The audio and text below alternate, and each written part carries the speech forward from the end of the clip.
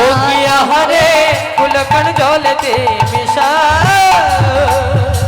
এই যে ফুলের চূড়াটি মাতে মোহন মুরলী হাতে পুনো কানো জলেতে মিশায়। কেমন রূপ দেখেছি না, যেই রূপের মানুষটিকে দেখেছি তার মাথায় হলো ফুলের চূড়া, হাতে হলো মোহন মুরলী।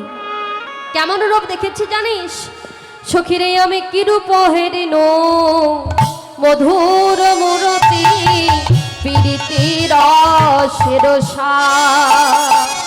আমি কি রূপ হেরেন মধুর মূরতি পীড়িতি রসের সার। গো হেন লয় মনে তিন ভুবনে, মনে অতিন ভুবনে, হেন লয় মনে এ তিন ভুবনে, মনে অতিন ভুবনে তুলনা নাহি কয়ার, তুলনা নাহি কয়ার। তুলনা নাহি কো তুলনা নাহি কো তার তুলনা নেই তুলনা, তার তুলনা এই তুলনা, তার তুলনা নেই তুলনা, তার তুলনা নেই তুলনা। এই ত্রিভুবনের মাঝে তার তুলনা নেই তুলনা।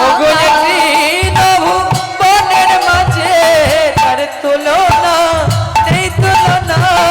এই ত্রিভুবনের মাঝে তার তুলনা নেই তুলনা। ভুবনের মাঝে তার তুলনা নেই তুলনা, ভুবনের মাঝে তার তুলনা নেই তুলনা, ভুবনের মাঝে তার তুলনা নেই তুলনা, ভুবনের মাঝে তার তুলনা নেই তুলনা।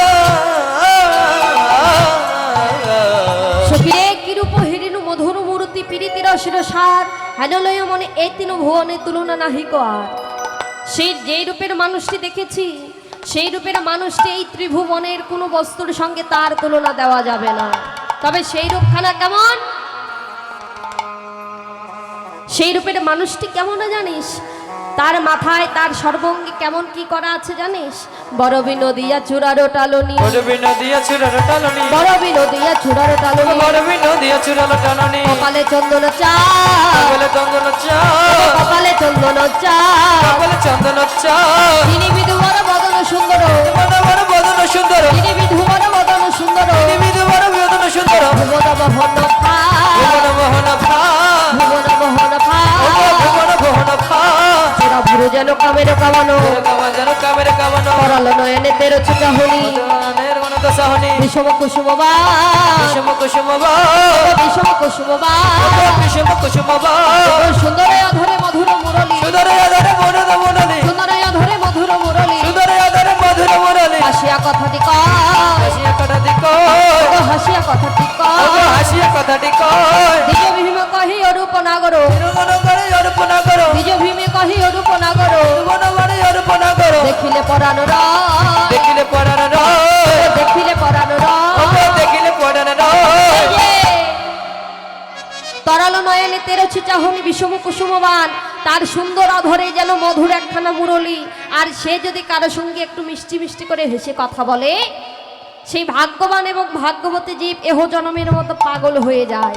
গৌর হরি বল। আর সেই রূপখানা দর্শন করেছি তা এখন ললিতা বিশাখা ডেকে বলছে, হ্যাঁ রে, তুই সেই রূপের মানুষটিকে দেখেছিস কিন্তু তাকে ধরতে চাসনি।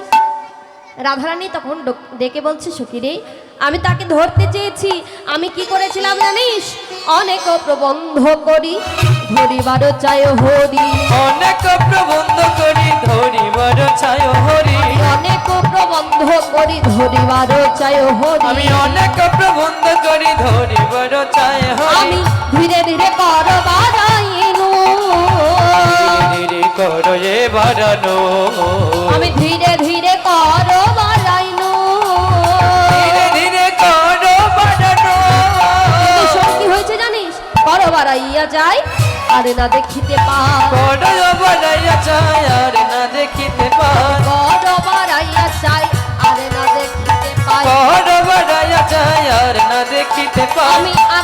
হইয়া জলেতে ডুবিনো, আকুল হইয়া জলেতে ডুবিনো, আকুল হইয়া জলেতে ডুবিনো, আকুল হইয়া জলেতে ডুবিনো, আকুল হইয়া জলেতে ডুবিনো। ও কি আহারে আকুল হইয়া জলেতে ডুবিনো।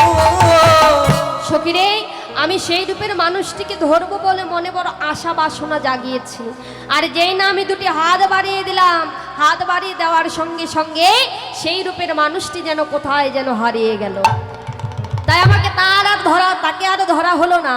তাই কি হয়েছে জানিস, ওই যমুনার জলের যে ঢেউ, ঢেউ মোরা হইল কাল না পাইন নন্দলাল, উঠিলাম যমুনার তীরে। সখীরে, ওই জলের ঢেউ যে আমার জীবনে কাল হয়ে দাঁড়ালো। তাই আমি যখন সেই শ্যামকে ধরতে পেলাম না, আমি ঠিক তখনই ওই জলের মধ্যে ডুব দিলাম। আর আমি জল থেকে যখন ডুব দিয়ে তাকে যখন ধরতে পেলাম না, আমি আবার জল থেকে আবার তীরে উঠে গেলাম। তাই দিকে পদকর্তা ডেকে বলছি, রাধে জ্ঞান দশের বাণী শোনো রাধা বিনোদিনী, কেন দশের বাণী শোনো রাধা বিনোদিনী, মিছে কেন ডুবেছিলে জলে, কেন ডুবেছিল জলে, মিছে কেন ডুবেছিলে জলে, কেন ডুবেছিল জলে, মিছে কেন ডুবেছিলে জলে। ও কি আহারে মিছে কেন ডুবেছিল ঘরে। ও রাধে, মিছামিছি কেন জলের মধ্যে ডুব দিয়েছিলে? বুঝিতে না রিলে মায়া, জলে ছিল অঙ্গ ছায়া, বুঝিতে না রিলে মায়া, জল ছিল অঙ্গে ছায়া, শ্যাম ছিল কদম্বের ডালে, শ্যাম ছিল কদম্বের ডালে, শ্যাম ছিল কদম্বের ডালে, ছিল কদম্বের ডালে, শ্যাম ছিল কদম্বের ডালে। ও কি আহারে শ্যাম ছিল কদম্বের ডালে। ও রাধে, মিছি মিছি ওই জলের মধ্যে জলের ছায়াটা দেখে ভুলে গেলে, একবার যদি উপর পানে কদম বৃক্ষের দিকে যদি তাকাতে, তাহলে শ্যামকে দেখতে পেতে।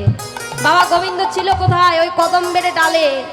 আর সেই কদম্বের ডালে ওই বাবা দেখবেন পুকুরের ঘাটে কিংবা নদীর ঘাটে যদি কোনো গাছ থাকে, দেখবেন গাছের ছায়া কিন্তু জলের মধ্যে পড়ে। তাই দিকে কদম্ব বৃক্ষের ছায়াটা জলের মধ্যে পড়েছে, আর গোবিন্দ আমার সেই কদম্ব বৃক্ষের মধ্যে বসেছিল। শ্রীমতী রাধারানী ওই জলের মধ্যে ওই ছায়াখানা দর্শন করে শ্রীমতী রাধারানী উন্মত্ত পাগল পারা হয়ে গেল। সে যে একবার যদি উপরে তাকাতো, তাহলে আমার গোবিন্দের দেখা পেত। যারা ধী, তাই দিকে শ্রীমতী রাধারানী সখীগণদের সঙ্গে করে নিয়ে কৃষ্ণ অনুরাগের কথাগুলো বলছে। কৃষ্ণ কথা শ্রবণ করতে গেলে দক্ষিণা দিতে হয়। আমার পক্ষ থেকে যাচ্ছে, আপনারা কৃপা করে যে যা পারবেন দান করবেন। গৌর হরি বল।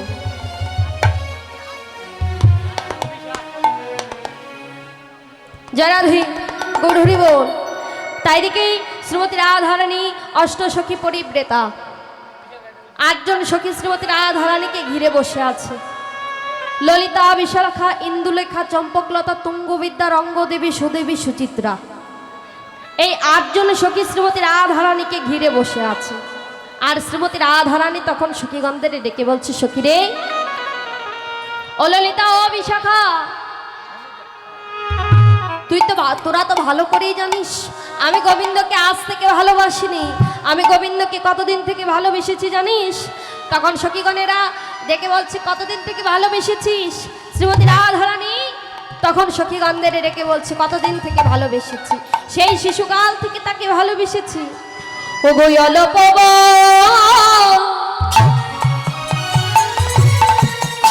বয়সে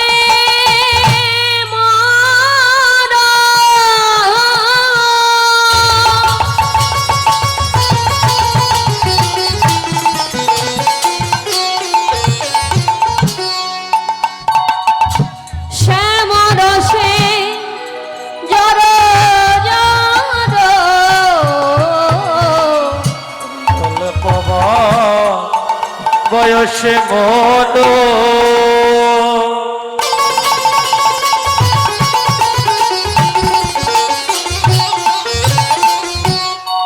শ্যামে রসে ধর ধর ও সে মোর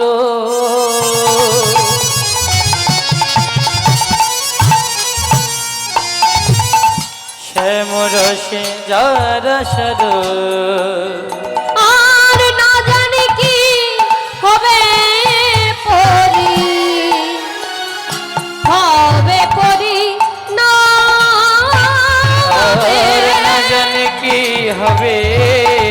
পরি হবে পরিণাম আর না জানি কি হবে পরি হবে পরি নামে আর না জানি কি হবে পরি হবে পরিণাম সখিরে আমি পরিণাম তো আমি ভাবি নাই রে পরিণাম তো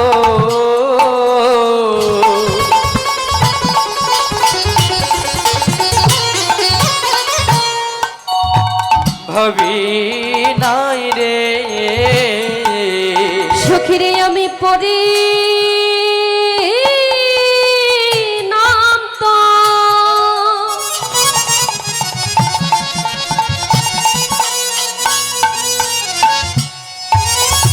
আমি ভাবি